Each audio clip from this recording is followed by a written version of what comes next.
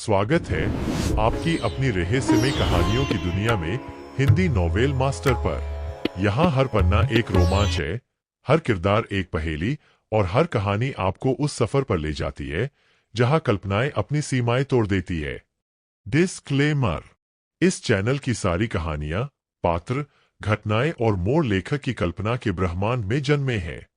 इनका किसी भी वास्तविक व्यक्ति, स्थान, संस्था या घटना से कोई संबंध नहीं है। यदि कोई समानता महसूस हो तो समझिए वह सिर्फ एक अद्भुत संयोग है। यह सामग्री पूरी तरह मनोरंजन, रोमांच और साहित्यिक आनंद के लिए बनाई गई है। अध्याय 221 राक्षस की तलाश, बाहर निकलने का रास्ता। गुप्त रास्ते को खोजने के बाद धनुष जिंदल अपनी घड़ी पर सर्विलांस वीडियो का उपयोग करते हुए तेजी से आगे बढ़ा। उस गुप्त रास्ते में कई सर्विलांस कैमरे लगे हुए थे और उन सभी का रुख सीधे उस हरे राक्षस की ओर था। साफ था कि इन कैमरों का मालिक हर पल उस राक्षस पर नजर रख रहा था। तो तुम यहाँ हो। धनुष जिंदल गुप्त रास्ते के सबसे गहरे हिस्से में पहुंचा और एक जेलनुमा जगह में दाखिल हुआ। उसने देखा कि सेल के अंदर एक हरा राक्षस मौजूद था। जब उस राक्षस ने धनुष को आते देखा तो वह गुस्से से दहाड़ उठा। उसका विशाल शरीर सेल के दरवाजे से टकरा रहा था, जैसे वह बाहर निकलकर अपने सामने खड़े इस इंसान का काम तमाम करने के लिए बेताब हो। GRRAAAAH भयानक दहाड़ों का एक सिलसिला उसके गुस्से को बयां कर रहा था। अपने क्रोध को बाहर निकालने की तड़प ने उस हरे राक्षस की आंखों को खून की तरह लाल कर दिया था, जिससे वह और भी खौफनाक और वहशी लग रहा था। फिक्र मत करो, मैं तुम्हें जल्द ही यहाँ से बाहर निकालूंगा। धनुष ने उस दहाड़ते हुए राक्षस की ओर देखा और एक ठंडी, जानलेवा मुस्कान के साथ कहा, क्या तुम अब सुरक्षित हो? धनुष ने तुरंत कमांडर जोरावर से संपर्क किया ताकि ताज़ा हालात का जायजा ले सके। धनुष सर, हम दुश्मन के बेस से बाहर निकल चुके हैं और सुरक्षित हैं। आगे क्या हुक्म है? हाँ, मुझे राक्षस मिल गया है। अब हमें इसे जल्द से जल्द यहाँ से हटाने का कोई तरीका सोचना होगा। धनुष ने जोरावर को हालात की जानकारी दी और उससे राक्षस को वहाँ से निकालने में मदद करने के लिए कहा।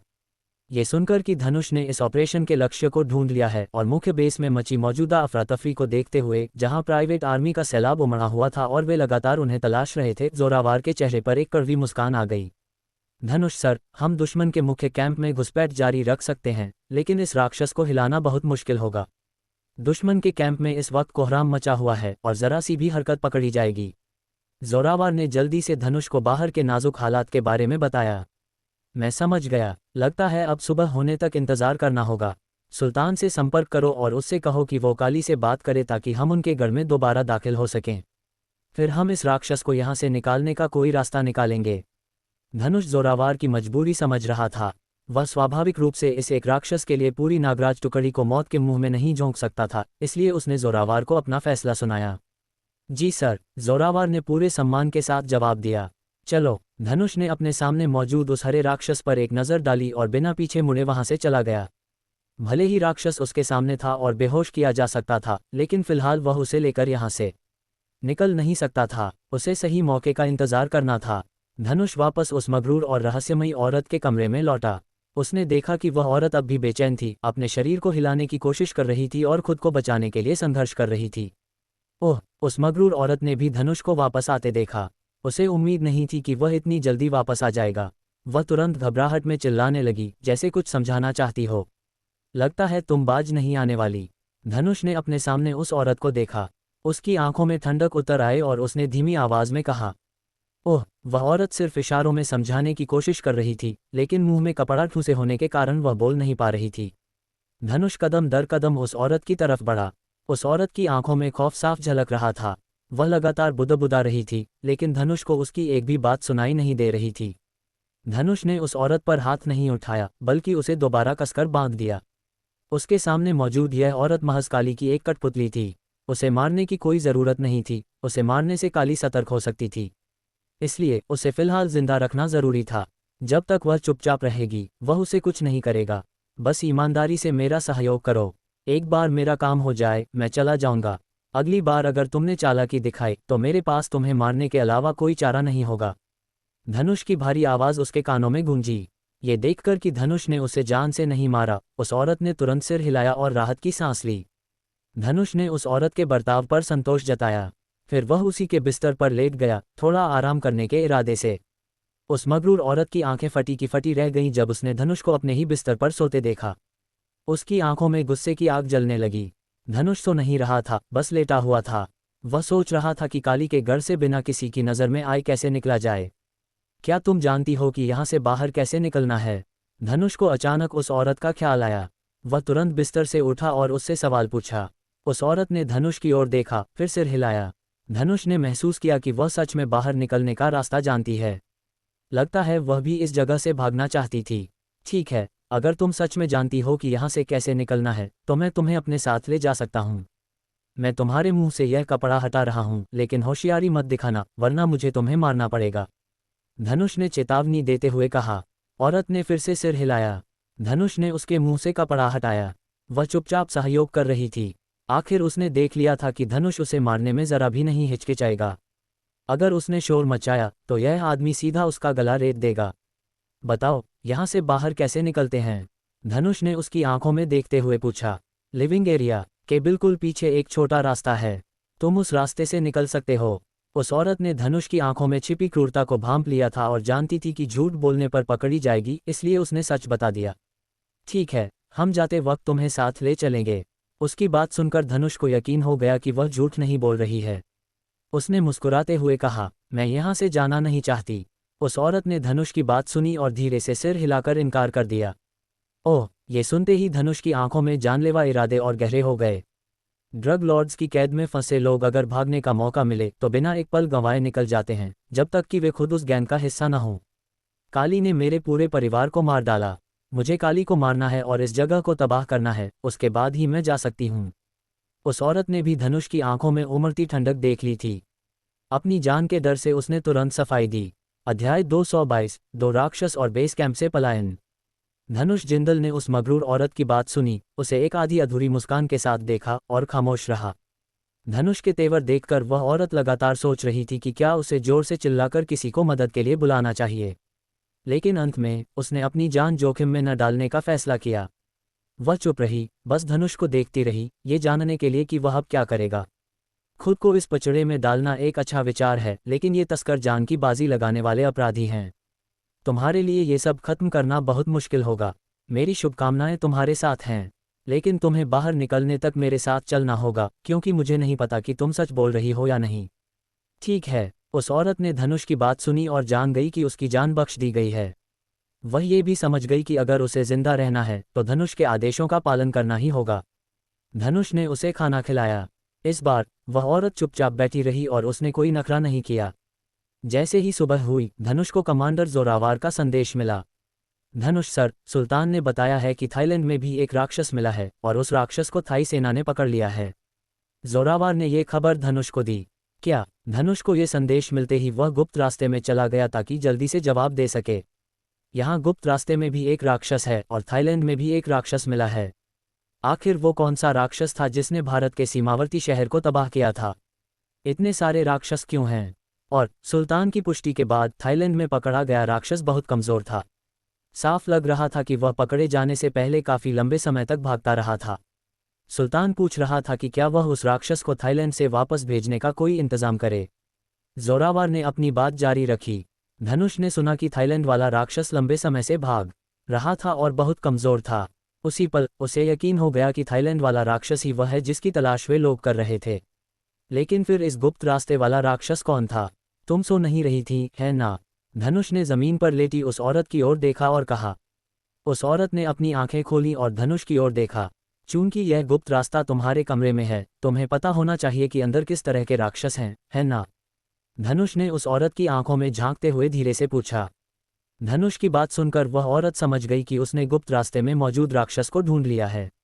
उसके पास सिर हिलाने के अलावा कोई चारा नहीं था। बताओ, इस राक्षस का क्या माजरा है? धनुष ने उसके मुंह से कपड़ा हटाया और ठंडे स्वर में पूछा। मुझे भी पूरी तरह यकीन नहीं है। मैं बस इतना जानती हूँ कि 10 दिन पहले हमारे इलाके के आसपास अचानक एक राक्षस दिखाई दिया था। उसने हमारे कई लोगों को मार डाला।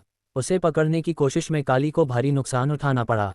बाद में मैंने सुना कि काली ने उस राक्षस को कैद कर लिया है ताकि उस पर रिसर्च करने के लिए किसी को ढूंढ सके।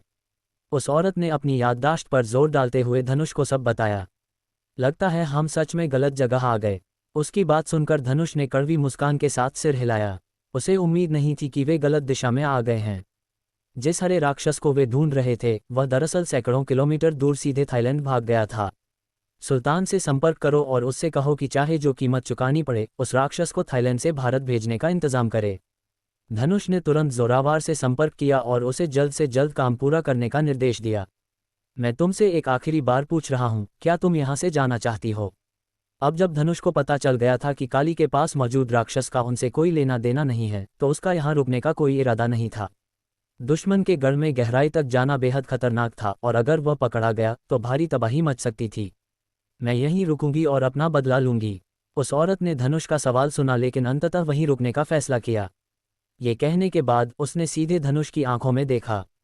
ठीक है, तो गुड लक। उम्मीद है तुम यहाँ सब कुछ तबाह कर सकोगी।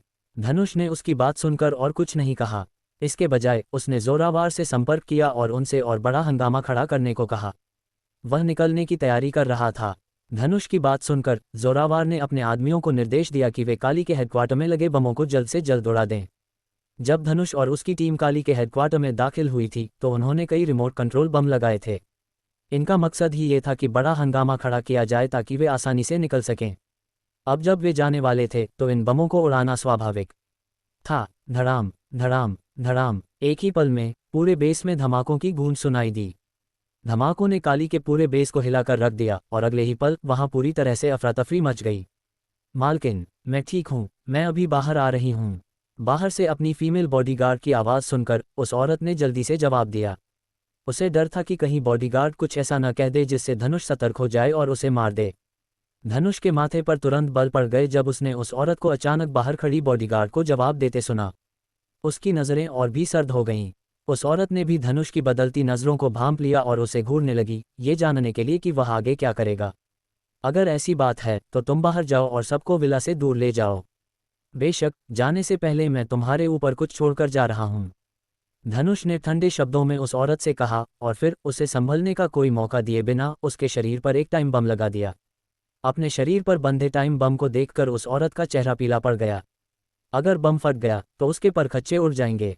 जाओ, कोई तरीका ढूंढो और विला के आसपास मौजूद सभी लोगों को हटा दो। धनुष ने बेरहमी से आदेश दिया। ठीक है। अपने शरीर पर बंधे टाइम बम की टिक टिक सुनकर वह जानती थी कि धनुष के आदेश की अवहेलना का मतलब निश्चित मौत है। उसके पास सहमत होने के अलावा कोई विकल्प नहीं था। उसने जल्दी से कपड़े पहने और सबको हटाने के लिए बाहर चली गई। उस औरत को जाते देख धनुष भी खिड़की से कूद गया। उसने सर्विलांस वीडियो के जरिए पहले ही देख लिया था कि छोटे विला में बहुत कम लोग थे, जाहिर है वे दुश्मन की तलाश में बाहर गए हुए थे। धनुष बिना किसी की नज़र में आए खिड़की से निकल गया और तेजी से काली के गढ़ के बाहर की ओर बढ़ा। काली के हेडक्वार्टर में पूरी तरह से अराजकता फैली हुई थी। धमाकों से आग लग गई थी, इतना कि वहां के कर्मचारियों को धनुष के जाने की भनक तक नहीं लगी। जब धनुष काली के कैंप से सफलतापूर्वक निकल गया तब उस औरत को पता चला कि धनुष ने दरअसल उस पर एक नकली टाइम बम लगाया था। ये जानकर वह गुस्से से पागल हो गई और फिर हंसने लगी। तुम इतने समय तक मेरे साथ खेल रहे थे, बस दुआ करो कि तुम मेरे हाथ न लगो, वरना मैं तुम्हारा वो हाल करूंगी। उस असहाय दिखने वाली औरत, जो दरअसल काली थी, ने बर्फीली आंखों और जानलेवा इरादे के साथ ये शब्द कहे। अध्याय 223, मर्सिनरी ग्रुप की एंट्री और खुलासा। ये कहने के बाद उस मगरूर औरत यानी काली ने तुरंत अपनी फीमेल बॉडीगार्ड्स को आदेश दिया कि वे सभी को बाहर भेजें और धनुष और उसके ग्रुप को ढूंढें। वह धनुष और उसके गैंग को पकड़ने के लिए बेताब थी। जी बॉस। फीमेल बॉडीगार्ड ने अपनी मालकिन की बात को सम्मानपूर्वक सुना, फिर छोटे विला से निकलकर जल्दी से निर्देश जारी कर दिए। काली के इलाके में मची उथल पुथल ने स्वाभाविक रूप से गब्बर सिंह का ध्यान भी खींचा। जब गब्बर सिंह को इसका पता चला तो वह जोर से हंस पड़ा। उसे उम्मीद नहीं थी कि धनुष और उसका ग्रुप इतना बेरहम होगा, जो सीधे बमों का इस्तेमाल करके काली के बेस का एक बड़ा हिस्सा तबाह कर देगा।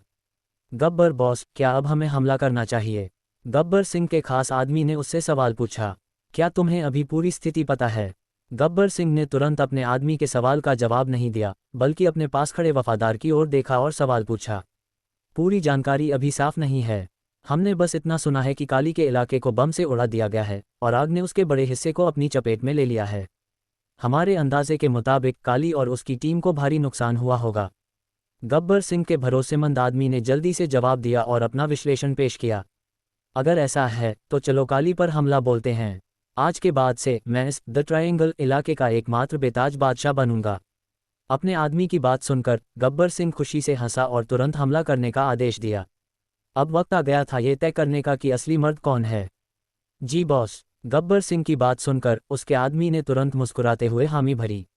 हालांकि जवाब देते समय उसकी आंखों में एक बहुत ही हल्की, लगभग अदृश्य सी जानलेवा चमक दिखाई दी।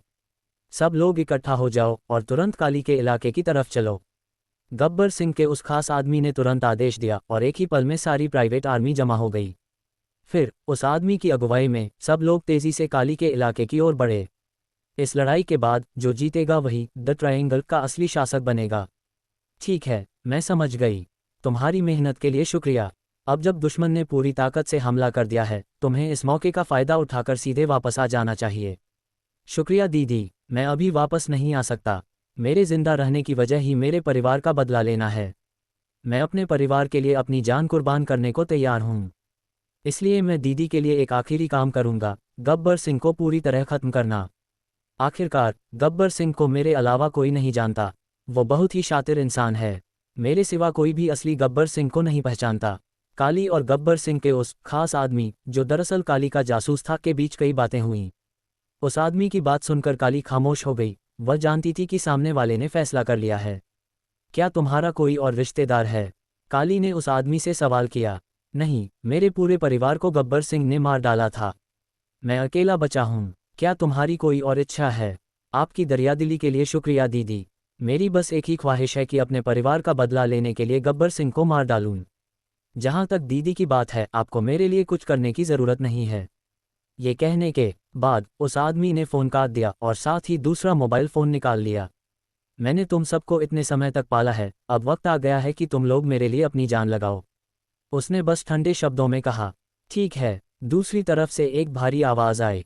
दोनों पक्षों के जगह तय करने के बाद जल्द ही उस आदमी ने काले लबादे पहने लोगों के एक समूह को आते देखा।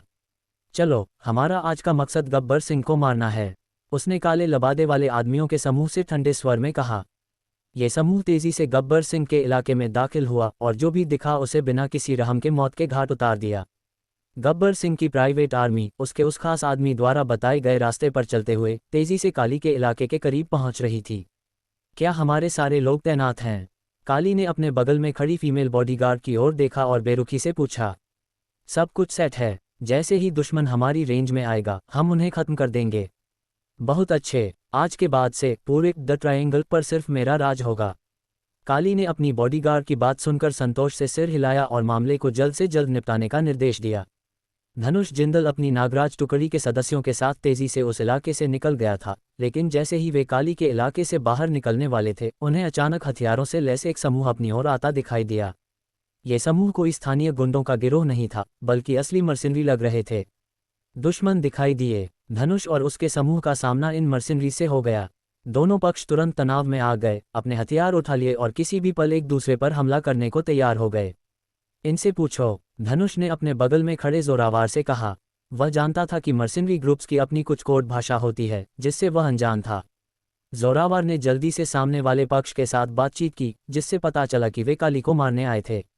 जोरावर ने मर्सिनरीज को बताया कि वे भी काली को ढूंढने आए थे, लेकिन अब उनका मिशन पूरा हो गया है, इसलिए वे एक दूसरे के रास्ते में नहीं आएंगे।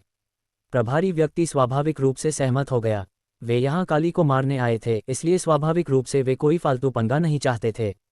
मर्सिनरी ग्रुप के सदस्य बस उनके बगल से निकल गए और धनुष और उसके समूह ने उन्हें नहीं रोका।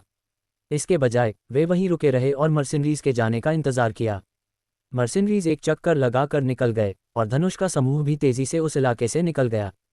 वास्तव में दोनों पक्षों के बीच कोई संघर्ष नहीं हुआ। यह क्या हो रहा है?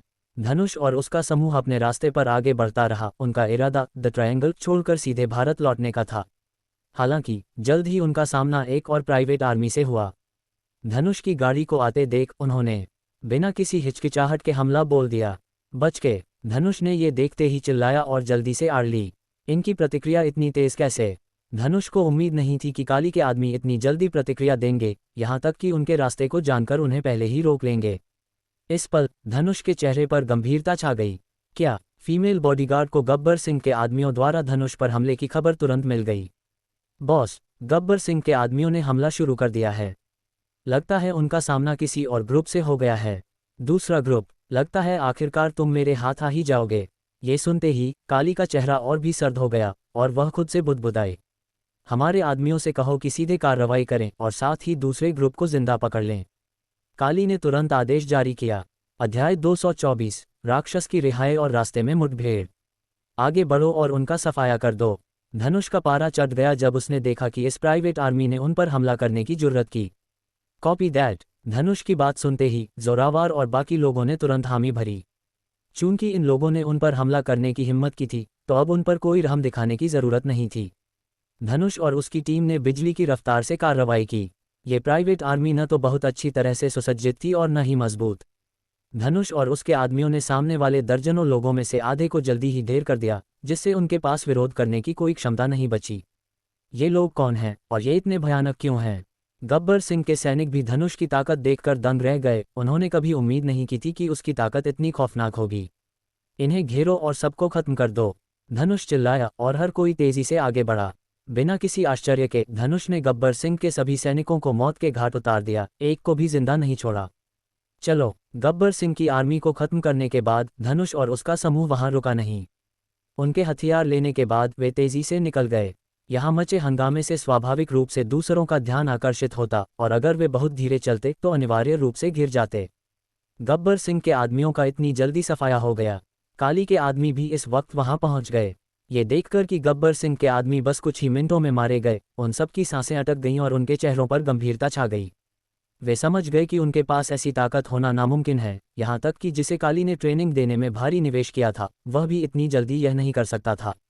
मैं समझ गई। फीमेल बॉडीगार्ड को जैसे ही यह पता चला उसने तुरंत प्रतिक्रिया दी। बॉस, हमने जिन लोगों को पकड़ा था वे भाग गए हैं। वे अविश्वसनीय रूप से ताकतवर हैं। उन्होंने गब्बर सिंह के दर्जनों सैनिकों को सिर्फ कुछ मिनटों में खत्म कर दिया। अगर हमारे आदमी उनका पीछा करते हैं तो वे उनका मुकाबला नहीं कर पाएंगे।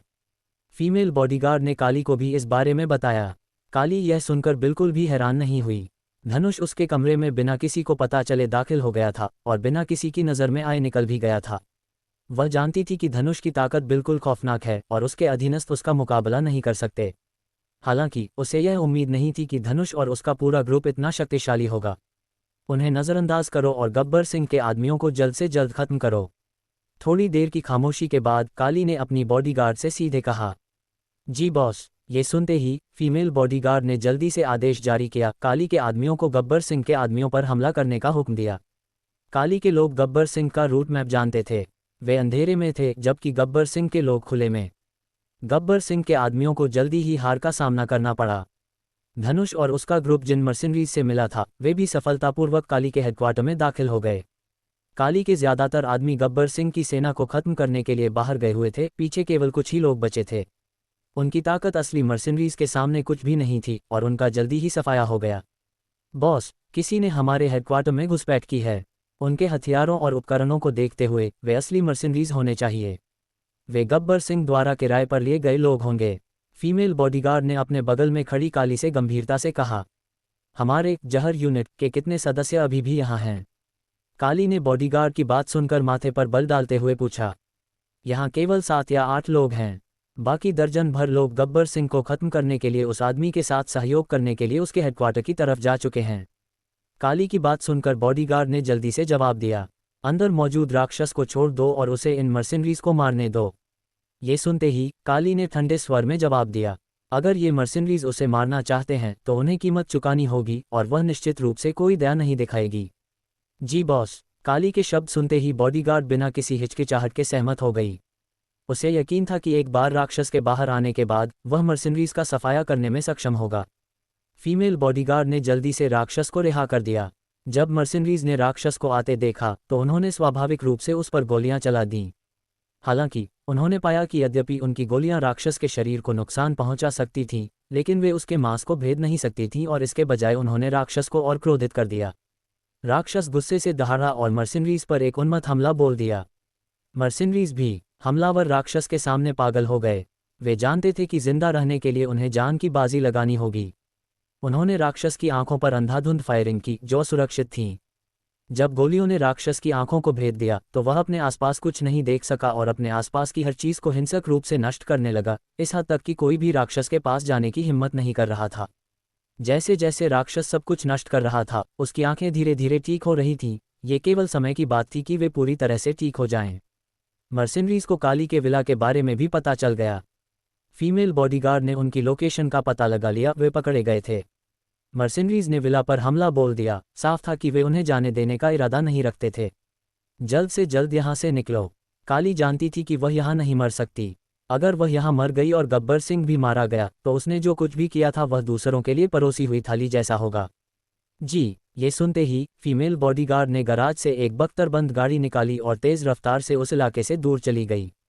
उनका पीछा करो, हम उन्हें किसी भी हाल में भागने नहीं दे सकते। केवल 7 या 8 मर्सिनरीज बचे थे और वे सभी अलग अलग डिग्री तक घायल थे। ये देखकर कि फीमेल बॉडीगार्ड और काली निकल गई हैं, उन्होंने ठंडे स्वर में कहा। ... दूसरी तरफ धनुष और उसका समूह कुछ गाड़ियों को जब्त करके तेजी से उत्तरी म्यांमार की ओर बढ़ रहा था। फीमेल बॉडीगार्ड और काली दोनों बहुत तेज थीं। वे युद्ध क्षेत्र की दिशा में गाड़ी चला रही थीं। चूंकि वे केवल 2 थीं, वे अपने पीछे पड़े मर्सिनरीज का मुकाबला नहीं कर सकती थीं। वे केवल अपने अधीनस्थों से मदद मांग सकती थीं। यह क्या है? धनुष और उसका समूह मूल रूप से उसी रास्ते से लौटने की योजना बना रहा था जिस रास्ते से वे आए थे, लेकिन उन्होंने पाया कि प्राइवेट आर्मी के 2 समूह एक दूसरे से लड़ रहे थे। जबरदस्ती युद्ध क्षेत्र में घसीटे जाने से बचने के लिए धनुष और उसके समूह के पास मूल रास्ते पर पीछे हटने और दूसरी दिशा में जाने के अलावा कोई विकल्प नहीं था।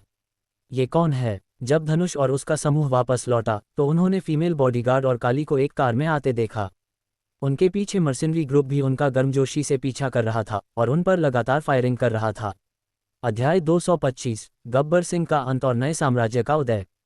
धनुष जिंदल और नागराज टुकड़ी के सदस्य उसी रास्ते वापस लौटे जहां से आए थे ताकि किसी और रास्ते से निकल सकें, लेकिन अनायास ही उनका सामना उन मर्सिनरीज से हो गया जो काली का पीछा कर रहे थे। काली के साथ ही मर्सिनरीज ने धनुष और उसके ग्रुप को आते देखा और तुरंत उन्हें दुश्मन समझ लिया। तड़ मर्सिनरीज ने बिना किसी हिचकिचाहट के धनुष और उसके साथियों पर हमला बोल दिया। मौत को दावत दे रहे हैं। धनुष और उसके ग्रुप को उम्मीद नहीं थी कि वापस लौटते वक्त ऐसी मुसीबत गले पड़ जाएगी। गनीमत थी कि उन्होंने समय रहते मर्सिनरीज के हमले से खुद को बचा लिया और किसी को चोट नहीं आई। खत्म कर दो इन्हें, धनुष ने फैसलाकुन आदेश दिया और पूरी नागराज टुकड़ी हरकत में आ गई। भले ही ये मर्सिनरीज काफी मजबूत थे, लेकिन वे धनुष की नागराज टुकड़ी के आगे कहीं नहीं टिकते थे। 3 मिनट के अंदर मर्सिनरीज पूरी तरह से बिखर गए। धनुष जोरावर के साथ मिलकर मर्सिनरीज पर टूट पड़ा और उन सबका सफाया कर दिया। तो ये है इसकी असली ताकत। कार में बैठी वह खौफनाक औरत यानी काली ये देखकर दंग रह गई कि धनुष की टीम ने कितनी आसानी से उन मर्सिनरीज को मिटा दिया। उसे अंदाजा भी नहीं था कि धनुष इतना भयानक हो सकता है। उनके मर्सिनरीज जो धनुष और उसके आदमियों के सामने बेबस थे, वे तो मिट्टी के खिलौनों जैसे साबित हुए। चलो, मर्सिनरीज का काम तमाम करने के बाद धनुष की नज़र काली की कार पर पड़ी। उसने उस पर हमला नहीं किया, बल्कि नागराज टुकड़ी के सभी सदस्यों को इकट्ठा किया और निकल गया तेजी से द ट्रायंगल और उत्तरी म्यांमार की सीमा की ओर। इस बार धनुष और उसके ग्रुप का सामना किसी और से नहीं हुआ और वे बहुत आसानी से उत्तरी म्यांमार पहुंच गए। गब्बर सिंह के सारे आदमियों को जल्द से जल्द खत्म करो, फिर सीधे उसके हेडक्वार्टर में घुसकर उसके पूरे इलाके पर कब्जा कर लो। काली ने अपने बगल में बैठी फीमेल बॉडीगार्ड से सर्द लहजे में कहा। अब जब उनका संकट टल चुका था तो स्वाभाविक था कि वे गब्बर सिंह की प्राइवेट आर्मी को अपने में मिला लें और उसके इलाके पर पूरी तरह काबिज हो जाएं। जी बॉस, हमारे बेस कैंप वाले राक्षस का क्या?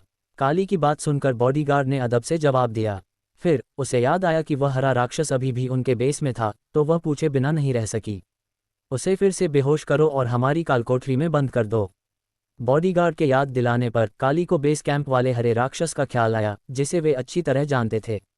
समझ गई। ये सुनते ही बॉडीगार्ड ने तुरंत रणक्षेत्र में संपर्क किया और पता चला कि उनका पलड़ा भारी है। फिर उसने डंक स्क्वाड को याद किया और आदेश दिया कि हरे राक्षस को जल्द से जल्द कालकोठरी में कैद किया जाए। सीधे गब्बर सिंह के हेडक्वार्टर चलो। काली और उसकी टीम पूरी तरह हावी हो चुकी थी। गब्बर सिंह के प्राइवेट आर्मी के लोग या तो सरेंडर कर चुके थे या मारे गए थे। इस वक्त वे तेजी से गब्बर सिंह के इलाके की ओर बढ़ रहे थे। जब काली गब्बर सिंह के इलाके में पहुंची तो उसने देखा कि वह पहले ही मौत के कगार पर था और बचने की कोई उम्मीद नहीं थी। वह उसे खूंखार नजरों से घूर रहा था, जैसे उसका मांस नोच खाना चाहता हो। लेकिन गब्बर सिंह अब बोल नहीं सकता था और उसकी आंखों की रोशनी धीरे धीरे धुंधली हो रही थी। वह असली मौत से बस एक कदम दूर था। इसे ले जाओ और कुत्तों के आगे डाल दो। काली ने अपने सामने पड़े उस बेरहम आदमी को देखा और ठंडी मुस्कान के साथ सीधे ये हुक्म सुना दिया। उसके आदमियों ने तुरंत उसके आदेश का पालन किया। क्या सच में तुम्हारी कोई ख्वाहिश नहीं है? काली गब्बर सिंह के उस खास आदमी के पास पहुंची। ये देखकर कि वह बुरी तरह घायल है और उसका बचना नामुमकिन है, उसने आह भरते हुए उससे कहा, हाँ, मैं मरने वाला हूँ। मेरा कोई परिवार नहीं बचा। मेरी बस एक ही ख्वाहिश है कि जो लोग मेरे साथ बच गए हैं, आप उनके साथ रहमतदिली से पेश आएं। ठीक है। सामने वाले की बात सुनकर काली ने तुरंत हामी भर दी। मुझे तुमसे कुछ पूछना है। धनुष ने गब्बर सिंह के उस कमज़ोर होते जा रहे खास आदमी की ओर देखा और कहा, पूछिए, क्या गब्बर सिंह ने मुझे मारने के लिए लोगों का एक ग्रुप भेजा था? नहीं, इस बार दरअसल थाईलैंड से सोमेश ने जिन लोगों को भेजा था वे यहाँ आए थे। उनका मकसद सिर्फ कुछ जानकारी इकट्ठा करना था, इसलिए गब्बर सिंह उन्हें आपके हेडक्वार्टर ले गया। मैं वो जानकारी भी जानता हूँ जो वे पूछ रहे थे, वो उस हरे राक्षस के बारे में है। गब्बर सिंह के उस आदमी ने अपनी आंखें बंद करने से पहले ये आखिरी शब्द कहे। वह बिना किसी मलाल के इस दुनिया से चला गया। इन लोगों को ठिकाने लगाओ। काली को वो जानकारी मिल चुकी थी जो वह चाहती थी, और उसने अपनी फीमेल बॉडीगार्ड को आदेश दिया। जी बॉस। काली की बात सुनकर बॉडीगार्ड ने सम्मानपूर्वक जवाब दिया। बॉडीगार्ड ने अपने भरोसेमंद लोगों को बुलाया और उन्हें निर्देश दिया कि जिन शूरवीरों ने गब्बर सिंह को मारा है, उन्हें बसाया जाए और बेहतरीन डॉक्टरों से उनका इलाज करवाया जाए। इन मामलों को निपटाने के बाद वह काली के पास गई। सुल्तान से संपर्क करने की कोशिश करो और पूछो कि ये लोगों का ग्रुप कौन है जो द ट्रायंगल में आया था। काली ने अपनी बॉडीगार्ड से शांत स्वर में ये शब्द कहे, लेकिन उसके लहजे में संदेह की कोई गुंजाइश नहीं थी और मतलब बिल्कुल साफ था। चाहे जो तरीका अपनाना पड़े, उसे धनुष और उसके साथियों के बारे में सारी जानकारी चाहिए थी। जी बॉस, मैं पता लगाती हूँ। काली की बात सुनकर बॉडीगार्ड ने सम्मानपूर्वक जवाब दिया। जाओ अपना काम करो। काली ने अपनी बॉडीगार्ड से कहा और फिर उस जगह अकेली रह गई जो कभी गब्बर सिंह का निवास हुआ करता था। उसने दूर क्षितिज की ओर देखा, भारत की जमीन की तरफ। गब्बर सिंह मेरे हाथों मारा गया और मैंने उसके पूरे इलाके पर कब्जा कर लिया है। काली ने एक पुराने जमाने का सेल फोन निकाला, एक नंबर डायल किया और शांत स्वर में ये शब्द कहे, तुम्हें तुम्हारे जीवन का सपना पूरा करने पर बधाई। ये सुनकर कि काली ने सच में ये सब कर दिखाया है, सामने वाले ने उसे बधाई दी। मैं अपना वादा निभाऊंगी। अब से द ट्रायंगल इलाके से ड्रग्स भारत में दाखिल नहीं होंगे। जहां तक दूसरे इलाकों के ड्रग्स की बात है, उन पर मेरा कोई जोर नहीं। इतना काफ़ी है। जब तक द ट्रायंगल से ड्रग्स भारत नहीं आ सकते, हमारा दबाव काफ़ी कम हो जाएगा। काली की बात सुनकर फ़ोन की दूसरी तरफ मौजूद व्यक्ति ने राहत की सांस ली। उसे दरअसल चिंता थी कि यह सब करने के बाद काली कहीं अपना वादा न तोड़ दे। उस पल दोनों में से कोई नहीं बोला, जब तक कि आखिरकार फ़ोन पर मौजूद उस आदमी ने कुछ कहा नहीं। जब भी वक्त मिले वापस आकर मिल लेना। तुम्हारे दादा दादी अब बूढ़े हो रहे हैं। मैं आला कमान को इस बारे में बता दूंगा और वे तुम्हें एक नई पहचान देंगे। जब तक तुम भारतीय कानून का पालन करोगी, तुम कभी भी वापस आ सकती हो। इन सालों में तुमने जो किया उसके बदले मैं बस इतना ही कर सकता हूँ। फ़ोन की दूसरी तरफ से उस आदमी ने धीरे धीरे ये शब्द कहे, ठीक है, शुक्रिया। ये शब्द सुनते ही काली की आंखों में आंसू छलक आए और उसका गला भर आया जब उसने अपना आभार व्यक्त किया। अध्याय 226 इंसानी बदलाव। चलो शुरू करते हैं। दूसरी तरफ धनुष जिंदल और उसका ग्रुप अब उत्तरी म्यांमार से वापस आ चुका था। सुल्तान ने भी अपने संपर्कों का इस्तेमाल करके उस हरे राक्षस को उत्तरी म्यांमार तक पहुंचा दिया था। धनुष उस बेहोश हरे राक्षस को घूर रहा था, उसकी आंखों में एक खूंखार और जानलेवा चमक थी। इसे भारत ले चलो, धनुष ने अपने बगल में खड़े कमांडर जोरावर से ठंडे स्वर में कहा और उनका काफिला उत्तरी म्यांमार से सीधे भारत के लिए निकल पड़ा। जब एसीपी रणविजय को पता चला कि धनुष और उसकी टीम ने अपना मिशन इतनी जल्दी पूरा कर लिया है, तो वे खुद सीमा पर उनका स्वागत करने के लिए एक टुकड़ी के साथ पहुंच गए। ये तो सच में कोई राक्षस है। उस कैद किए गए हरे राक्षस को देखकर एसीपी रणविजय, जो पहली बार ऐसे किसी जीव को देख रहे थे, हैरत से चिल्ला पड़े। चलो चलते हैं। धनुष ने एसीपी रणविजय की बात सुनकर मुस्कुरा दिया और पूरा ग्रुप सीधे सुरक्षा ब्यूरो की ब्रांच की ओर बढ़ गया। ये जानकर कि धनुष और उसकी टीम उस राक्षस को वापस ले आई है, डायरेक्टर नागपाल खुद नई दिल्ली से उड़कर ब्रांच पहुंच गए। उस राक्षस को अपनी आंखों से देखने के बाद डायरेक्टर नागपाल ने अपने वरिष्ठ अधिकारियों को पूरी घटना की रिपोर्ट दी। आलाकमान ने इस मामले को बहुत गंभीरता से लिया और अंततः उस हरे राक्षस को गुप्त रूप से निपटाने की सहमति दे दी, जिसे उन लोगों का बदला माना जा सकता था जो सीमावर्ती शहर में मारे गए थे। हरे राक्षस का मामला सार्वजनिक नहीं किया जा सकता था, वरना चारों तरफ दहशत फैल जाती। धनुष, ये हरे राक्षस आजकल बहुत ज्यादा दिखाई देने लगे हैं। प्रधानमंत्री जी ने मुझसे तुम्हारे लिए एक सवाल पूछा है, ये हरे राक्षस ऐसे कैसे बन गए? क्या तुम्हें कुछ पता चला? डायरेक्टर नागपाल ने धनुष को एक तरफ ले जाकर अकेले में पूछा। डायरेक्टर सर, मुझे भी नहीं पता। मेरा काफ़ी समय से मिडिल ईस्ट से संपर्क नहीं हुआ है। पहले मैं वहाँ के हालात का पता लगाता हूँ, धनुष ने डायरेक्टर नागपाल की बात सुनकर ना में सिर हिला दिया। ठीक है। डायरेक्टर नागपाल को कोई जल्दी नहीं थी, उन्होंने मुस्कुराते हुए सहमति जताई। धनुष ने तुरंत मिडिल ईस्ट कॉल मिलाया। कमांडर अभिमन्यु को जब धनुष के कॉल का मकसद पता चला तो उन्होंने भी धनुष को हरे राक्षस की प्रगति के बारे में जानकारी दी। धनुष, वो हरा राक्षस एक इंसान है जिसका जेनेटिक मॉडिफिकेशन किया गया है। 2 विशेषज्ञों की रिसर्च से पता चला है कि हर कोई हरा राक्षस नहीं बन सकता। सिर्फ जिनके जीन्स में एक रिसेसिव एल जीन होता है उन्हें ही इस हरे राक्षस में बदला जा सकता है। उन 2 विशेषज्ञों की गहन रिसर्च से ये भी पता चला है कि यह हरा राक्षस वास्तव में एक फेलियर यानी असफल प्रयोग था। कमांडर अभिमन्यु ने उन 2 विशेषज्ञों द्वारा दी गई सारी जानकारी धनुष तक पहुंचा दी। मैं समझ गया अभिमन्यु भैया, प्लीज़ उन दोनों विशेषज्ञों की सुरक्षा करना, उनकी रिसर्च बहुत मददगार साबित होगी। बढ़िया। धनुष की बात सुनकर कमांडर अभिमन्यु मुस्कुराए और हामी भर दी और दोनों ने कॉल काट दिया। डायरेक्टर सर, आपने भी सुन लिया ना, वो हरा राक्षस हम इंसानों द्वारा ही बनाया गया था या शायद वो एक असफल प्रयोग था। हाँ, मैं जल्द से जल्द प्रधानमंत्री जी को इस बारे में सूचित करूंगा। तुम भी इस हरे राक्षस की खबरों पर नजर रखना। जी जरूर। धनुष और डायरेक्टर नागपाल की बातचीत खत्म होने के बाद डायरेक्टर नागपाल तुरंत नई दिल्ली लौट गए।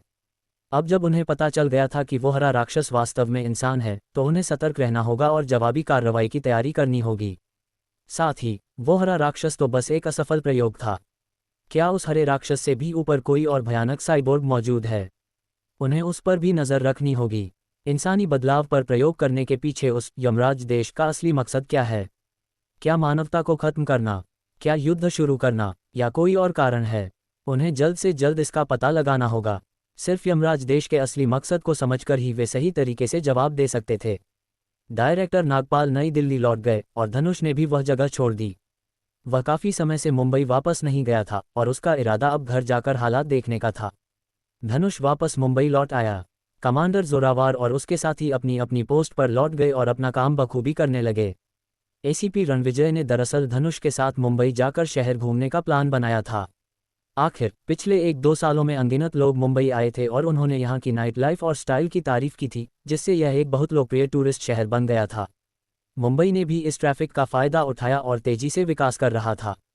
जब धनुष मुंबई लौटा तो उसकी छोटी बहन अभी घर नहीं आई थी और उसके पिताजी अब कम ही दिखाई देते थे क्योंकि उन्होंने पूरे देश में घूमना शुरू कर दिया था और शायद साल में एक बार भी घर नहीं आ पाते थे। मेरी छोटी बहन वापस आ गई। जब अनन्या जिंदल वापस लौटी तो धनुष खुशी से मुस्कुरा उठा। धनुष भैया, आपको देखे हुए कितना समय हो गया। अनन्या ने जब धनुष को देखा तो वह खिलखिला उठी और दोनों भाई बहन एक दूसरे के गले मिले। माफ़ करना छुटकी, मैं पिछले कुछ दिनों से काफ़ी बिजी था।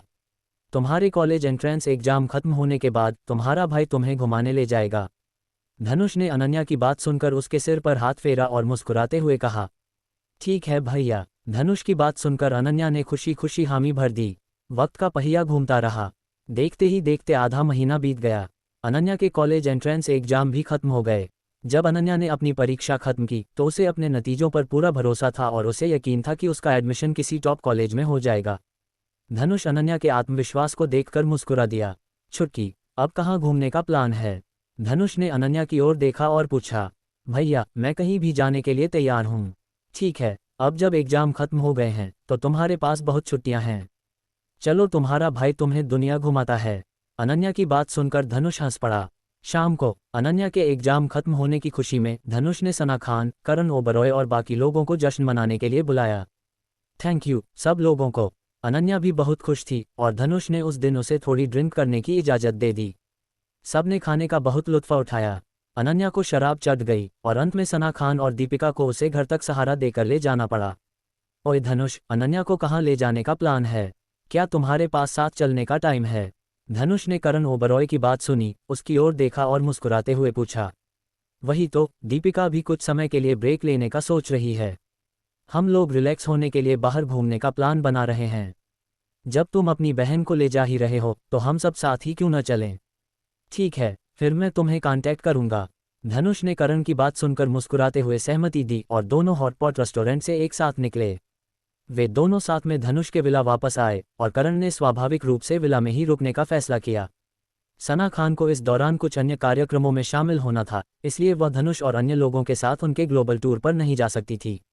अगले दिन धनुष और उसके दोस्तों ने प्राइवेट प्लेन से एक अचानक ट्रिप प्लान की। अध्याय 227 द प्रोविडेंस चर्च से जुड़ना 5 स्टार मेंबर। धनुष और उसके ग्रुप का पहला पड़ाव अमेरिका था। दीपिका, जब हम अमेरिका पहुंचेंगे तो मैं तुम्हें सबसे असली अमेरिकन खाना खिलाऊंगा और अमेरिका की सबसे मज़ेदार जगहों पर ले जाऊंगा। जैसे ही ग्रुप प्राइवेट जेट में बैठा, करण ओबरॉय ने अपने पास बैठी दीपिका और अनन्या से खुशी खुशी बात की। करण ने इतने सालों तक अमेरिका में पढ़ाई की थी और वह उस देश से बहुत अच्छी तरह वाकिफ था। ठीक है करण भैया। करण की बात सुनकर उन दोनों ने स्वाभाविक रूप से खुशी खुशी सहमति जताई। धनुष ने करण को उन दोनों के साथ हंसते बतियाते देखा और वह भी खुशी से मुस्कुरा दिया। करण जैसे बातूनी और गाइड के साथ इस बार तुम लोग बिल्कुल भी बोर नहीं होगे। विक्रम का क्या हुआ? जब धनुष अपने प्राइवेट जेट में बैठा था तभी उसे अचानक विक्रम मल्होत्रा का फ़ोन आया। उसने फ़ोन उठाया और मुस्कुराते हुए पूछा, धनुष सर, आपने जिस द प्रोविडेंस चर्च के बारे में पता करने को कहा था, मुझे कुछ सुराग मिले हैं। उन्होंने मुझसे संपर्क किया है। द प्रोविडेंस चर्च में शामिल होने के लिए मुझे अमेरिका के एक चर्च में जाना होगा और संबंधित टास्क पूरे करने होंगे। उसके बाद मैं द प्रोविडेंस चर्च का सदस्य बन सकता हूँ। ठीक है, मैं अमेरिका ही जा रहा हूँ। मुझे स्पेसिफिक एड्रेस भेजो, मैं उस चर्च में जाऊँगा। धनुष ये सुनकर संतुष्ट हुआ कि विक्रम ने द प्रोविडेंस चर्च में शामिल होने का तरीका ढूंढ लिया है। ठीक है सर, अमेरिका में हमारे ताज ग्रुप का प्रभाव कम हो रहा है। आपको सावधान रहने की ज़रूरत है। मुझे पता है। धनुष ने विक्रम की बात सुनकर मुस्कुराते हुए कहा कि वह चिंता न करे। क्या हुआ? धनुष के चेहरे के भाव बदलते देख करण धनुष के पास आया और पूछा, कुछ नहीं यार, अमेरिका पहुंचने पर मुझे कुछ काम निपटाने पड़ सकते हैं। तुम दीपिका और बाकी लोगों को थोड़ी देर के लिए बाहर ले जाना, सारा खर्चा मैं उठाऊंगा। धनुष ने करण के कंधे पर हाथ थपथपाते हुए कहा कि वह चिंता न करे और बाद में दोनों लड़कियों को घुमाने ले जाए। ठीक है। करण जानता था कि धनुष ज़्यादा कुछ नहीं बताना चाहता, इसलिए उसने आगे कोई सवाल नहीं किया और तुरंत मान गया। 10 घंटे से ज़्यादा समय के बाद प्राइवेट प्लेन अमेरिका की राजधानी में आसानी से लैंड कर गया। जब ग्रुप अमेरिका की राजधानी पहुंचा तो अनन्या सबसे ज़्यादा उत्साहित थी, क्योंकि यह उसकी पहली विदेश यात्रा थी और वह अमेरिका आई थी। चलो चलते हैं, मैंने होटल का इंतजाम कर दिया है। धनुष ने मुस्कुराते हुए सबसे कहा और ग्रुप सीधे सना खान की सहेली के होटल में चला गया। छुटकी, तुम्हारे भैया को कुछ काम से बाहर जाना है जिसमें थोड़ा समय लग सकता है। तब तक करण भैया तुम्हें घुमाएंगे। पैसे खर्च करने से डरना मत। जो भी खर्च होगा सब तुम्हारे भैया देंगे। जब मैं वापस आऊँगा तो तुम्हें दूसरी जगहों पर मज़े करने ले चलूँगा। धनुष ने अनन्या से भी कह दिया। द प्रोविडेंस चर्च का मामला बहुत महत्वपूर्ण था और उसे जल्द से जल्द इस मामले को निपटाना था। धनुष को हमेशा से यकीन था कि यमराज देश द्वारा किए जा रहे इंसानी प्रयोगों का संबंध भगवान से जरूर है। ठीक है भैया। धनुष को काम पर जाता देख अनन्या थोड़ी निराश हुई, लेकिन उसने चेहरे पर कोई भाव नहीं आने दिया और मुस्कुराते हुए मान गई। अनन्या भी जानती थी कि धनुष के पास जरूरी काम है और वह अपने चक्कर में धनुष का काम नहीं रोक सकती। मैं अब निकलता हूँ। धनुष सीधे उस चर्च की ओर ड्राइव करके गया जिसका जिक्र विक्रम ने किया था। ये चर्च अमेरिका के एक बहुत ही सुनसान कस्बे में स्थित था। चर्च काफ़ी जर्जर लग रहा था, जाहिर है काफ़ी पुराना था। यहाँ बहुत कम लोग आते थे, इसलिए चर्च की हालत खस्ता थी। चर्च में दाखिल होने के बाद धनुष ने पाया कि वह पूरी तरह खाली था। वह सीधे चर्च के एक छोटे कमरे की ओर गया जहाँ उसका इरादा पादरी से सवाल पूछने का था। धनुष छोटे कमरे में दाखिल हुआ और फादर डिसूजा की आवाज़ उसके कानों में पड़ी। क्या मैं आपकी कोई मदद कर सकता हूँ? मैं पैसों की गंदगी से मैला हो चुका हूँ। मैं अपने शरीर को शुद्ध करना चाहता हूँ और अपनी आत्मा को ऊंचा उठाना चाहता हूँ। मैं भगवान का बच्चा बनना चाहता हूँ। मुझे उम्मीद है कि फादर इसमें मेरी मदद करेंगे। रुको। धनुष की बात सुनने के बाद फादर डिसूजा ये शब्द बोलकर तेजी से वहां से चले गए। कुछ मिनटों बाद धनुष को महसूस हुआ कि किसी ने फादर के कमरे का दरवाजा खोला है और फिर कोई दूसरा व्यक्ति अंदर आया। जब तक मानवता कायम है, ईश्वर गुप्त है। जब मानवता मिट जाएगी तभी ईश्वर प्रकट होंगे। अगर नर्क खाली नहीं होगा तो मानवता का अस्तित्व नहीं होगा। अगर नर्क खाली रहेगा तो मानवता हमेशा बनी रहेगी। धनुष ने उस दूसरे व्यक्ति की बात सुनी और तुरंत जवाब दिया, चर्च के पिछले दरवाजे से अंदर आ जाओ। मैं पीछे तुम्हारा इंतजार कर रहा हूँ। नए फादर फ्रांसिस ने धनुष की बात सुनी और शांति से उससे ये शब्द कहे। फिर धनुष को महसूस हुआ कि फादर फ्रांसिस जा चुके हैं। धनुष ने उनके निर्देशों का पालन किया और चर्च के पिछले दरवाजे से प्रवेश किया। जब धनुष चर्च के पिछले दरवाजे पर पहुंचा तो वहां एक छोटा विला था और विला के बाहर लगे संकेत धनुष को अंदर जाने का रास्ता दिखा रहे थे। निर्देशों का पालन करते हुए धनुष धीरे धीरे एक कंप्यूटर तक पहुंचा। धनुष ने कंप्यूटर के सामने रखी चीज़ों को देखा। उन पर लिखा कंटेंट बहुत सरल था। धनुष किस देश से है? धनुष का असली नाम क्या है? धनुष किस कंपनी के लिए काम करता है? धनुष ने कंटेंट देखा और जल्दी से वह जानकारी भर दी जो विक्रम ने उसके लिए तैयार की थी। साउथ कोरिया, पाक जी हून। धनुष द्वारा सारे फॉर्म भरने के बाद उसने लगभग आधे घंटे तक इंतजार किया, तभी कंप्यूटर पर एक मैसेज पॉपअप हुआ। शुरुआती असेसमेंट पास करने के लिए बधाई। आपको इस अकाउंट में $1 करोड़ ट्रांसफ़र करने होंगे। ट्रांसफ़र सफल होने के बाद आप अगली लोकेशन पर जा सकेंगे। कंप्यूटर पर आए मैसेज को देखते ही धनुष ने तुरंत एक गुमनाम खाते के जरिए सामने दिए गए अकाउंट में $1 करोड़ ट्रांसफ़र कर दिए। द प्रोविडेंस चर्च का 5 स्टार मेंबर बनने के लिए बधाई। द प्रोविडेंस चर्च आज एक इवेंट आयोजित कर रहा है और आप कंकाल द्वीप पर इसमें शामिल होने के लिए आमंत्रित हैं। कंप्यूटर स्क्रीन पर एक और मैसेज आया, साथ ही कंकाल द्वीप की सटीक लोकेशन भी। क्या आपने पता याद कर लिया? सिर्फ 10 सेकंड बचे हैं। 10 सेकंड के भीतर पता याद कर लें। 10 सेकंड बाद कंप्यूटर अपने आप ब्लास्ट हो जाएगा। कंप्यूटर स्क्रीन पर 2 और पैराग्राफ दिखाई दिए। 10 सेकंड बाद कंप्यूटर ब्लास्ट हो गया। अगर धनुष ने कंकाल द्वीप की सटीक लोकेशन याद न रखी होती तो वह इवेंट में शामिल नहीं हो पाता। धनुष ने फटे हुए कंप्यूटर को देखा, कुछ नहीं बोला, मुड़ा और चल दिया, फिर इवेंट में शामिल होने का रास्ता ढूंढने की तैयारी करने लगा। उसी समय अमेरिका के कई अमीर और प्रभावशाली सदस्यों को यही मैसेज मिला। नए सदस्यों का स्वागत करने के लिए जो मौजूदा सदस्य $1 करोड़ की मेंबरशिप फीस का सफलतापूर्वक भुगतान करेंगे, उन्हें उन्नति का एक अवसर मिलेगा। यह एक ऐसा मौका है जिसे गंवाया नहीं जा सकता। अध्याय 228 कंकाल द्वीप पहचान की जांच। चर्च छोड़ने के बाद धनुष ने अपने फ़ोन का इस्तेमाल करके कंकाल द्वीप की लोकेशन ढूंढने की कोशिश की, लेकिन उसे वह बिल्कुल नहीं मिली। लगता है कि कंकाल द्वीप एक प्राइवेट आइलैंड है और कभी नक्शे पर आया ही नहीं। धनुष को तुरंत समझ आ गया कि कंकाल द्वीप नक्शे पर मौजूद नहीं होगा। गनीमत थी कि उसने कंकाल द्वीप की सटीक लोकेशन याद कर ली थी और नक्शे का इस्तेमाल करके उसका मोटा मोटा अंदाज़ा लगा सकता था। धनुष ने एक क्रूज शिप किराए पर लेने के लिए काफ़ी पैसे खर्च किए। उसका प्लान क्रूज शिप को कंकाल द्वीप तक ले जाने का था ताकि पता चल सके कि कंकाल द्वीप कैसा है और द प्रोविडेंस चर्च की गतिविधियां क्या हैं। धनुष तट पर पहुंचा और तुरंत अपनी किराए की क्रूज शिप में निकल पड़ा। अपनी याददाश्त के हिसाब से कंकाल द्वीप की ओर बढ़ रहा था। जिस पानी में कंकाल द्वीप स्थित है वह अमेरिका से अभी भी कुछ दूरी पर है। धनुष को कंकाल द्वीप की लोकेशन तक पहुंचने में कई घंटे लग गए। जब धनुष अपनी यॉट में पहुंचा तो उसने देखा कि कंकाल द्वीप एक खोपड़ी जैसा दिखता था। कंकाल द्वीप के आसपास सिर्फ एक ही सुनसान द्वीप था। जब धनुष कंकाल द्वीप पर पहुंचा तो उसने पाया कि वहां कुछ नावें खड़ी थीं और यहां तक कि कुछ प्राइवेट हेलीकॉप्टर भी कंकाल द्वीप पर उतरे हुए थे। धनुष बिना किसी रोक टोक के कंकाल द्वीप पर उतर गया। आखिरकार कंकाल द्वीप तक पहुंचने के लिए आपको उसकी सटीक लोकेशन पता होनी चाहिए, वरना विशाल महासागर में कंकाल द्वीप को ढूंढना बेहद मुश्किल होगा। धनुष कंकाल द्वीप पर उतरा और देखा कि वहां एक विशाल विला बनाया गया था। धनुष सीधे विला के अंदर चला गया। जब वह विला में दाखिल हुआ तो उसने पाया कि वह तरह तरह के लजीज खाने और ड्रिंक से भरा हुआ था। वहां कई लोग थे जो मेड के कपड़े पहने हुए थे और यूनिफॉर्म मास्क लगाकर ग्राहकों की सेवा कर रहे थे।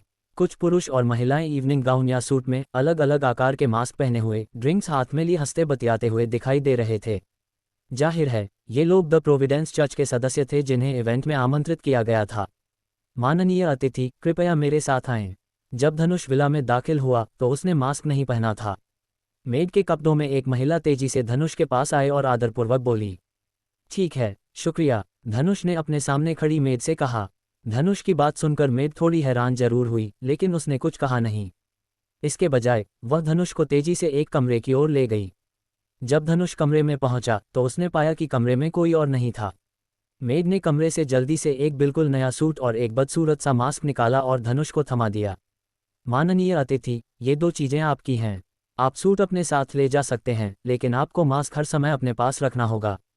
अब से जब भी आप किसी इवेंट में शामिल होंगे, यह मास्क ही आपकी पहचान होगी और आप हमारे इवेंट्स में अपना असली चेहरा नहीं दिखा सकते। मेड ने भी धनुष से बहुत सम्मान से बात की। ठीक है, शुक्रिया। मेड की बात सुनकर धनुष ने आभार व्यक्त किया। माननीय अतिथि, मैं ठीक बाहर ही हूँ। अगर आपको किसी भी चीज़ की ज़रूरत हो तो बेझिझक मुझे कभी भी बुला सकते हैं। मेड ये शब्द बोलकर सीधे कमरे के बाहर चली गई ताकि धनुष के तैयार होने का इंतजार कर सके। मेड को जाते हुए देखने के बाद धनुष ने कमरे के अंदर लगे सर्विलांस कैमरे पर एक गुप्त नज़र डाली। कमरे में घुसते ही उसने ये नोटिस कर लिया था, पूरा कमरा सर्विलांस कैमरों से ढका हुआ था और कोई भी कोना छिपा नहीं था। उसके अंदर की हर हरकत रिकॉर्ड हो रही थी। धनुष का इरादा यहाँ कपड़े बदलने का तो बिल्कुल नहीं था, इसलिए वह कमरे के अंदर बने बाथरूम में चला गया। जब वह वॉशरूम में दाखिल हुआ तो उसने देखा कि वहां भी सर्विलांस कैमरे लगे हुए थे। हालांकि धनुष ने फिर भी एक ऐसी जगह ढूंढ ली जहां कैमरा नहीं देख सकता था, लेकिन वह इतनी छोटी थी कि कैमरे की रिकॉर्डिंग को रोक नहीं सकती थी। धनुष के पास कोई और चारा नहीं था सिवाय इसके कि वह ऐसा दिखावा करे जैसे उसने सर्विलांस कैमरा देखा ही नहीं है और फिर दबे पांव उसे ब्लॉक कर दे ताकि वह उसके निजी अंगों को कैद न कर सके।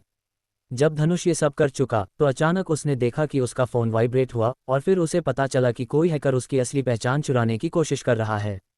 लगता है द प्रोविडेंस चर्च के पीछे भी टॉप क्लास हैकिंग टैलेंट है। धनुष को एहसास हुआ कि उसने सिर्फ अपना चेहरा दिखाया था, फिर भी सामने वाले ने फोटो के जरिए उसकी जांच शुरू कर दी थी। लेकिन अगर उन्हें पता चला कि उसकी असली पहचान नकली है तो वे कार्रवाई कर सकते हैं। गनीमत है, मैंने विक्रम से पहले ही तैयारी करवा ली थी। धनुष हंसे बिना न रह सका और फिर उसने जरूरी परमिशन दे दी, वरना ये हैकर्स कभी भी उसकी असली पहचान नहीं ढूंढ पाते। आखिर उसने अपने और कुछ खास लोगों के लिए सुरक्षा उपाय कर रखे थे। अगर वे नेशनल नेटवर्क को भी हैक कर लेते तो भी उनकी असली जानकारी नहीं निकाल पाते। वास्तव में जैसे ही वे हैक करने की कोशिश करते, धनुष को उनकी घुसपैठ का पता चल जाता। अगर वे चाहते कि धनुष को उनका पता न चले तो उनका हुनर धनुष से बेहतर होना चाहिए था, या अगर वे जानकारी चाहते थे तो धनुष को उन्हें जरूरी परमिशन देनी पड़ती। धनुष द्वारा एक्सेस देने के बाद हैकर ने सफलतापूर्वक धनुष की पहचान की जानकारी हासिल कर ली। हालांकि ये सारी कहानियां जो सच लग रही थीं, धनुष द्वारा ही गढ़ी गई थीं और वे बिल्कुल वैसी ही थी जैसी पहचान का धनुष ने दावा किया था। पहचान की पुष्टि हो गई है। धनुष की पहचान की पुष्टि करने के बाद द प्रोविडेंस चर्च के पीछे के हैकर्स ने आला कमान को भी सूचित कर दिया। विला में मौजूद मेड को भी मैसेज मिल गया। अपने फ़ोन पर सर्विलांस फुटेज चेक करने और ये देखने के बाद कि धनुष ने कपड़े बदल लिए हैं और मास्क पहन लिया है, उसने दरवाज़ा खटखटाया। माननीय अतिथि, क्या आपने कपड़े और मास्क बदल लिए हैं? हाँ, मैं बस बाहर आ रहा हूँ। मेड की बात सुनकर धनुष मुस्कुराया, फिर दरवाज़ा खोला और बाहर आ गया। कृपया मेरे पीछे आएं, माननीय अतिथि। चूंकि आप पहली बार इस इवेंट में शामिल हो रहे हैं, हम आपको हमारे द प्रोविडेंस चर्च के बारे में थोड़ा परिचय देना चाहेंगे ताकि आप हमारे संगठन को बेहतर ढंग से समझ सकें। मेड धनुष को कमरे से बाहर ले गई और तेजी से दूसरे कमरे की ओर बढ़ी। जैसे ही धनुष मेड के साथ निकला, उसने देखा कि एक और नया मेहमान आया है।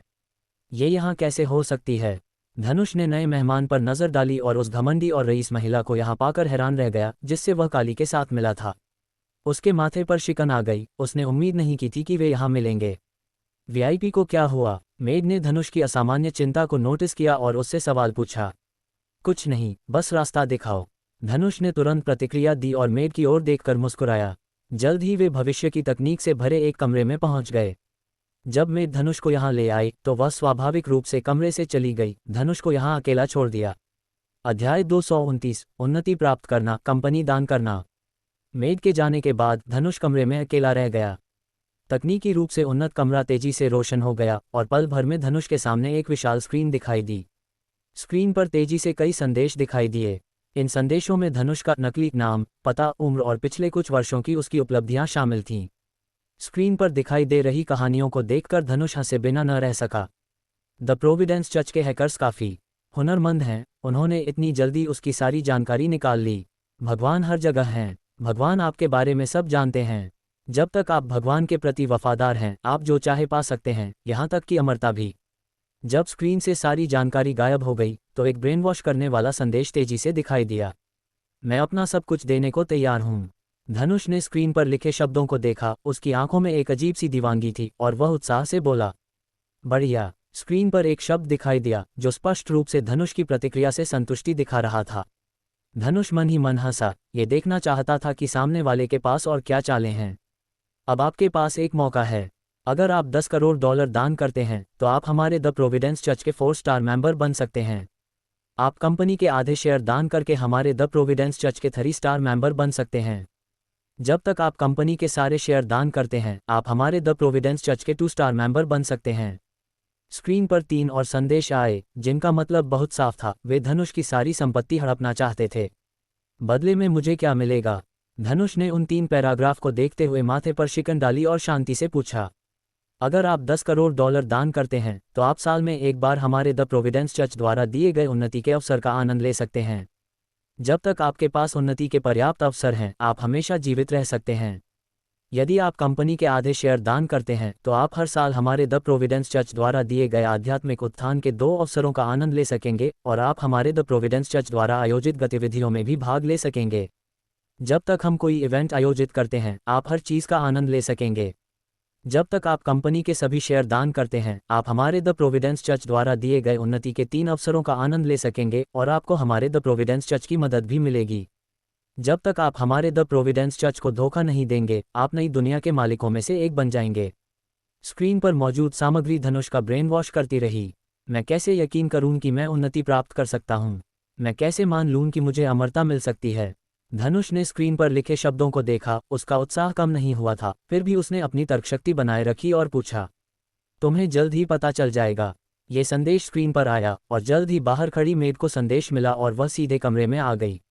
माननीय अतिथि, कृपया मेरे पीछे आएं। मेड के बोलने के बाद धनुष तेजी से उसके साथ चल दिया। धनुष के जाने के बाद काली को भी यहाँ लाया गया और ब्रेन वॉश किया गया। माननीय अतिथि, कृपया अंदर आएं। मेड धनुष को एक कमरे में ले गई। कमरा बहुत अंधेरा था और यह किसी ऑपरेशन थिएटर जैसा लग रहा था। एक बिस्तर को छोड़कर कमरा पूरी तरह खाली था। माननीय अतिथि, कृपया लेट जाएं, मैं आपको उन्नत करूंगी। मेड ने धनुष से आदरपूर्वक कहा, क्या मैं इसे अपने साथ नहीं ले जा सकता? ये सुनते ही धनुष के माथे पर तुरंत बल पड़ गए और उसने अपने सामने खड़ी मेड से सवाल पूछा। मुझे खेद है माननीय अतिथि, आप इसे अपने साथ नहीं ले जा सकते, आप इसका इस्तेमाल केवल यहीं कर सकते हैं। मेड ने धनुष को माफ़ी मांगते हुए जवाब दिया। ठीक है। धनुष अब अनिश्चित था, सोच रहा था कि भगवान ने उसके उपयोग के लिए क्या तैयार किया है। मेड ने तेजी से एक इंजेक्शन निकाला जो न ज़्यादा बड़ा था और न ही ज़्यादा छोटा। धनुष ने भी इंजेक्शन में मौजूद तरल पदार्थ को देखा और उलझन में पड़ गया। क्या इन द्रवों को शरीर में इंजेक्ट करने से अमरता मिलती है? माननीय अतिथि, मैं आपके शरीर में उन्नति द्रव इंजेक्ट करूंगी। जब तक आप हर साल हमारी उन्नति प्राप्त करते रहेंगे आप हमेशा जीवित रह सकेंगे और आपके शरीर में काफ़ी सुधार होगा। आप जितनी बार उन्नति करेंगे आपको उतना ही अधिक लाभ मिलेगा। ठीक है। धनुष समझ गया कि अब जब बात यहाँ तक आ ही गई है तो वह केवल एक कदम आगे बढ़ा सकता है। भले ही सामने वाला उसे सचमुच जहर का इंजेक्शन लगा दे, उसे बस सहना होगा। वह जानना चाहता था कि द प्रोविडेंस चर्च की यह उन्नति क्या है और अब वह अपनी जान की कीमत पर ही इसे आजमा सकता था। मेड ने तेजी से उसके शरीर में उन्नति द्रव इंजेक्ट कर दिया। धनुष को तुरंत महसूस हुआ कि उसका दिमाग अधिक सक्रिय हो गया है और उसका पूरा शरीर उत्तेजित हो गया। वह अपने शरीर में बदलाव महसूस कर सकता था जो लगातार उसे मजबूत कर रहा था। जहां तक अन्य बदलावों की बात है धनुष ने उन्हें महसूस नहीं किया। क्या ऐसा हो सकता है कि भगवान ने सचमुच बड़ों को जवान रखने का तरीका खोज लिया हो? जब धनुष ने उन्नति द्रव का इंजेक्शन लेना खत्म किया तो वह माथे पर शिकन लाते हुए मन ही मन सोचने पर मजबूर हो गया। वीआईपी का इंजेक्शन पूरा हो गया है। मैं सोच रही थी कि क्या आपको कोई गलत रिएक्शन महसूस हुआ? ये देखकर कि धनुष के चेहरे पर ज़्यादा बदलाव नहीं आया, मेड ने सम्मानपूर्वक एक सवाल पूछा। नहीं, शुक्रिया। मेड की बात सुनकर धनुष मुस्कुराया और फिर वे दोनों कमरे से बाहर निकल गए। जब वे निकले तो काली को भी इस कमरे में लाया गया। धनुष फिर हाईटेक कमरे में दाखिल हुआ। आप कैसा महसूस कर रहे हैं? स्क्रीन पर एक वाक्य दिखाई दिया। बहुत अच्छा, मैं और अधिक उन्नति प्राप्त करना चाहता हूं और हमेशा के लिए जीना चाहता हूं। मुझे नहीं पता कि मुझे क्या करना होगा। धनुष ने स्क्रीन पर लिखे शब्दों को देखा और चेहरे पर बिना छिपी दीवानगी के साथ सवाल पूछा। ये बहुत आसान है। आपको अपनी कंपनी के सारे शेयर हमारे द प्रोविडेंस चर्च को दान करने होंगे और हमारे द प्रोविडेंस चर्च द्वारा आपको सौंपे गए कार्यों को पूरा करना होगा। जब तक आप पर्याप्त कार्य पूरे करते हैं आप हमारे द प्रोविडेंस चर्च के आंतरिक सदस्य बन सकते हैं। एक बार जब आप हमारे द प्रोविडेंस चर्च के आंतरिक सदस्य बन जाते हैं और आपका दर्जा काफ़ी ऊंचा हो जाता है तो आप बिना किसी सीमा के उन्नति कौशल का उपयोग कर सकते हैं। स्क्रीन पर एक और वाक्य दिखाई दिया। ठीक है, मैं अपनी सारी संपत्ति दान करने को तैयार हूँ। ये सुनते ही धनुष तुरंत जोर से बोला, आपका चुनाव गलत नहीं होगा। एक बार जब आप हमारे संगठन के सदस्य बन जाएंगे तो आप नई सदी के देवता बन जाएंगे।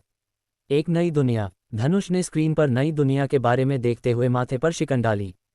क्या भगवान का सच में इरादा पूरी दुनिया को पलटने का था? ठीक है। धनुष ने खुशी खुशी सहमति जताई। कुछ मिनटों बाद मेड फिर से कमरे में दाखिल हुई। इस बार उसके हाथ में एक दस्तावेज था। दस्तावेज सरल था। धनुष कंपनी का प्रभारी बना रहेगा, लेकिन कंपनी के सभी शेयर द प्रोविडेंस चर्च को ट्रांसफर कर दिए गए हैं। द प्रोविडेंस चर्च अब धनुष की कंपनी को नियंत्रित करता है, जिसका मतलब है कि द प्रोविडेंस चर्च धनुष के पीछे असली बॉस बन जाएगा। धनुष ने बिना किसी हिचकिचाहट के अनुबंध पर हस्ताक्षर कर दिए। द प्रोविडेंस चर्च का 3 स्टार मेंबर बनने के लिए बधाई। एक बार जब आप हमारे द प्रोविडेंस चर्च के 3 स्टार मेंबर बन जाते हैं तो आप हमारे 3 टास्क पूरे करके आंतरिक सदस्य बन सकते हैं। एक बार जब आप आंतरिक सदस्य बन जाते हैं तो आप हर साल उन्नति के 6 अवसरों का आनंद ले सकेंगे। अब आप बाहर जाकर आराम कर सकते हैं। स्क्रीन ने भी धनुष को बधाई दी और उसे जाने के लिए कहा। अध्याय 230 सैमसंग मेंबर लाल गैस। धनुष ऊपर के कमरे से निकला और एक मेड की अगुवाई में हॉल की तरफ चल दिया। हालांकि धनुष के चेहरे पर लगा मास्क वैसा ही था, लेकिन इस बार मास्क का रंग बदल गया था। जो पहले सफ़ेद था अब नीला हो गया था। धनुष मेड के पीछे पीछे हॉल में पहुंचा। हॉल में मौजूद लोगों ने भी धनुष के चेहरे पर मास्क का रंग देखा और तुरंत अनगिनत लोग धनुष के पास उसकी चापलूसी करने आ गए। धनुष इन नकाबपोश लोगों को बिल्कुल नहीं पहचानता था और उसे समझ नहीं आ रहा था कि वे उसकी चापलूसी क्यों कर रहे हैं। धनुष ने यह भी महसूस किया कि कई महिलाएं अपने शरीर को उससे रगड़ रही थीं, उसे रिझाने की कोशिश कर रही थीं। ये सब क्या हो रहा है? धनुष इस समय बहुत उलझन में था। उसे नहीं पता था कि इन लोगों का क्या मतलब है। धनुष लगातार इस समूह के साथ बातचीत करता रहा और जल्द ही उसे बहुत सारी जानकारी मिल गई। यानी द प्रोविडेंस चर्च की नियमित दावतों में केवल 3 से 5 स्टार वाले सदस्यों को ही आमंत्रित किया जाता है। इन सदस्यों को उन्नति का अवसर पाने के लिए कीमत चुकानी पड़ती है। केवल भुगतान करके ही वे दावत में शामिल हो सकते हैं और उन्नति का अवसर प्राप्त कर सकते हैं। 5 स्टार मेंबरशिप की कीमत सबसे ज़्यादा है, जबकि 3 स्टार मेंबरशिप की कीमत सबसे कम है। साथ ही 5 स्टार सदस्य दावत में शामिल होने पर हर बार उन्नति का केवल एक अवसर प्राप्त कर सकते हैं। 4 स्टार सदस्य 2 अपग्रेड प्राप्त कर सकते हैं और 3 स्टार सदस्य 3 अपग्रेड प्राप्त कर सकते हैं। बेशक हर अतिरिक्त उन्नति से कीमत 10 गुना बढ़ जाएगी। साथ ही उनकी बातचीत के जरिए धनुष को आखिरकार समझ आ गया कि ये लोग उसकी चापलूसी क्यों कर रहे थे। इसका मतलब है कि वास्तव में बहुत कम 3 स्टार सदस्य हैं। आखिरकार जो लोग दावत में शामिल हो सकते हैं वे या तो बहुत अमीर हैं या बहुत शक्तिशाली, या वे दुनिया की जानी मानी हस्तियां हैं।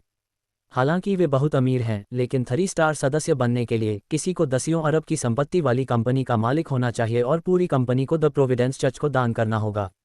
हालांकि द प्रोविडेंस चर्च उनके लिए पैसे का एक हिस्सा छोड़ देगा, लेकिन वे स्वाभाविक रूप से अपनी मेहनत की कमाई वाली कंपनी, जिसे उन्होंने इतने सालों में खड़ा किया है, द प्रोविडेंस चर्च को दान करने के लिए तैयार नहीं होते। इसलिए अधिकांश अमीर केवल 4 स्टार सदस्य हैं। जहां तक दुनिया की उन शीर्ष हस्तियों का सवाल है, हालांकि वे भी बहुत अमीर हैं, लेकिन उनके और वास्तव में शीर्ष स्तर के अरबपतियों के बीच का अंतर अभी भी बहुत बड़ा है। इसलिए उनमें से हर कोई केवल 5 स्टार सदस्य है। बेशक सबसे महत्वपूर्ण बात यह है कि 3 स्टार सदस्यों के पास अपग्रेड करने के 3 मौके होते हैं। जब तक 3 स्टार सदस्य भुगतान करने को तैयार हैं, उन्नति का आखिरी मौका किसी और को दिया जा सकता है। यही कारण है कि इतने सारे लोग उसकी चापलूसी कर रहे हैं। वे भी धनुष से उन्नति का एक अवसर प्राप्त करने की उम्मीद करते हैं। अब तक तो सबने भरपेट खा लिया होगा, तो अब आप जीवन का आनंद ले सकते हैं। एक मेड ने माइक्रोफोन निकाला और जोर से बोली, और फिर पूरे विला की रोशनी नशीली हो गई। जल्द ही उन्होंने देखा कि मेड बहुत सारे बच्चों को ले आई है, जिनमें लड़के और लड़कियां दोनों थे। वहां कई कसरती बदन वाले पुरुष और छरहरी काया वाली महिलाएं भी मौजूद थीं, जो स्पष्ट रूप से बता रही थीं कि सदस्य इन सब का आनंद ले सकते थे। ये देखकर धनुष के माथे पर बल पड़ गए। उसे इस अवसर से ऐसी स्थिति पैदा होने की उम्मीद नहीं थी। मैं आ रहा हूँ। धनुष ने देखा कि काला मास्क पहने एक आदमी एक छोटे बच्चे पर झपटा और सबके सामने ही अपनी हवस बुझाने लगा। धनुष फटी आंखों से यह नज़ारा देख रहा था। उसने कभी उम्मीद नहीं की थी कि ये लोग इतने जंगली होंगे जो सबके सामने ऐसा काम करेंगे। मास्टर, मैं आपके साथ इसका आनंद ले सकती हूँ। मास्टर, अगर आप मुझे ऊंचा उठने का मौका देने को तैयार हैं तो मैं आपकी दासी बन सकती हूँ। मास्टर, क्या मैं ठीक लग रही हूँ? इससे पहले कि धनुष कोई प्रतिक्रिया दे पाता, सफ़ेद मास्क पहने महिलाओं का एक समूह उसके पास आया, जो उस पर झपटने की कोशिश कर रहा था। वे स्वाभाविक रूप से मजे करने का मौका नहीं जाने देने वाली थीं। जब तक धनुष खुश रहेगा, उन्हें खुद को उन्नत करने का मौका मिल सकता था। कोई ज़रूरत नहीं, मुझे अभी मजे करने की ज़रूरत नहीं है। धनुष ने बिना किसी हिचकिचाहट के महिलाओं के समूह को मना कर दिया और तेजी से वहां से हट गया। उसका इसमें शामिल होने का कोई इरादा नहीं था। धनुष का इरादा सीधे दूसरी मंजिल पर जाने और ऐसी चीज को मना करने का था, लेकिन उसे जल्दी ही मेड ने रोक दिया।